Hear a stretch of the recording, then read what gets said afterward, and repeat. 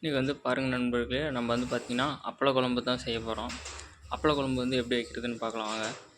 First அடுப்பில் வந்து கடாயை வச்சுட்டு வடசட்டியில் வந்து எண்ணெய் ஊற்றிக்குவாங்க. எண்ணெய் காஞ்சட்டிக்கு வரமிளகா போட்டுக்கலாம். நெக்ஸ்ட்டு தான் கடுகு போடணும். ஓகேங்களா? இப்போ வந்து பார்த்திங்கன்னா மிளகா நல்லா பொரிஞ்சிருச்சு.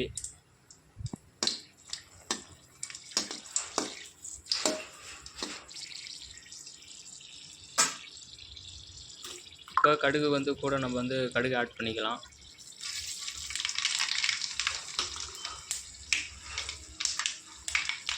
கடுகு நல்லா பொரிஞ்சு வந்துடுச்சு. அடுத்து வந்து பார்த்திங்கன்னா சின்ன வெங்காயம் வந்து ஒரு கைப்பிடி அளவு வந்து உரித்து தட்டி எடுத்து வச்சுருக்கோம். அது வந்து கூட ஆட் பண்ணிக்கலாம். அப்புறம் அது கூட பார்த்திங்கன்னா பூண்டு வந்து ஒரு 10 பல் வந்து அதேமாரி உரித்து தட்டி எடுத்து வச்சுருக்குறோம்.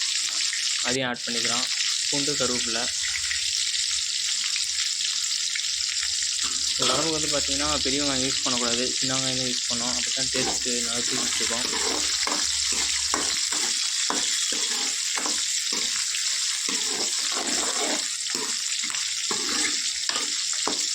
இப்போ வந்து பார்த்திங்கன்னா நல்லா வணங்கிடுச்சு. கூட தக்காளி ஆட் பண்ணிக்கலாம். இன்னும் 2 தக்காளி ஆட் பண்ணிக்கிட்டோம்னா போதும்.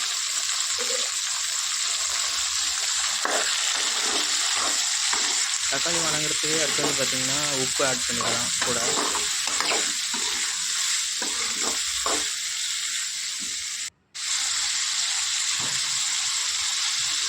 இப்போ வந்து தேவையான அளவுக்கு போட்டுக்கலாம்.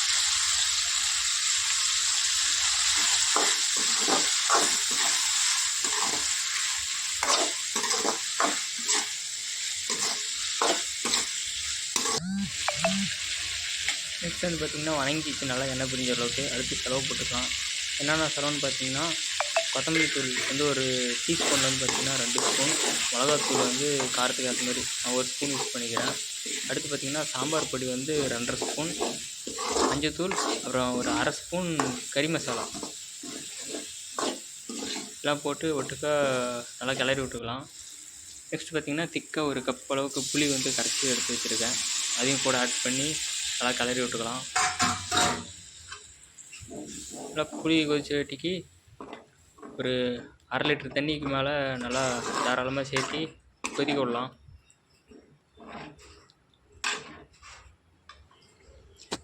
வீடியோ வந்து பிடிச்சிருந்தா லைக் பண்ணுங்கள், ஷேர் பண்ணுங்கள், கமெண்ட் பண்ணிட்டு அப்படியே சப்ஸ்கிரைப் பண்ணிடுங்க.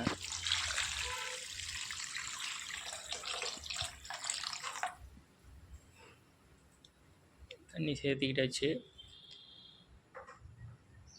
நெக்ஸ்ட் வந்து பார்த்திங்கன்னா நல்லா கொதித்து வந்துடுச்சு. இப்போ இது கூட நம்ம என்ன பண்ணுறோன்னு பார்த்திங்கன்னா அப்பளம் வந்து 2 3 உடச்சி பொரித்து எடுத்து வச்சுருக்குறோம். அந்த அப்பளத்தை கூட வந்து சேர்த்து கிளறி விட்டுக்கலாம்.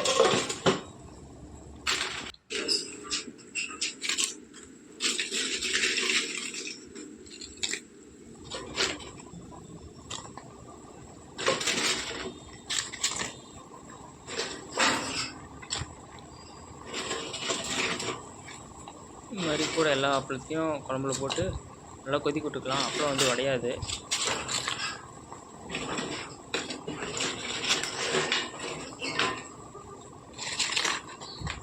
இது பார்த்திங்கன்னா நல்லா இதுக்கு மேலே கொதிச்சு விட்டுக்கு நல்லா சுண்டணும், திக்காக ஆகணும்.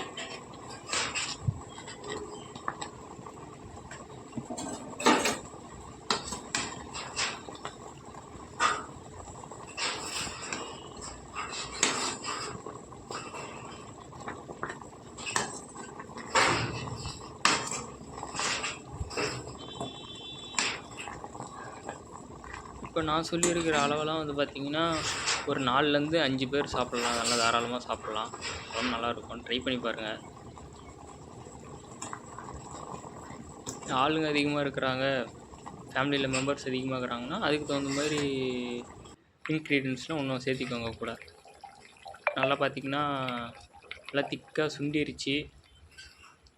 நெக்ஸ்ட் வந்து பார்த்திங்கன்னா ஆஃப் பண்ணிடலாம்.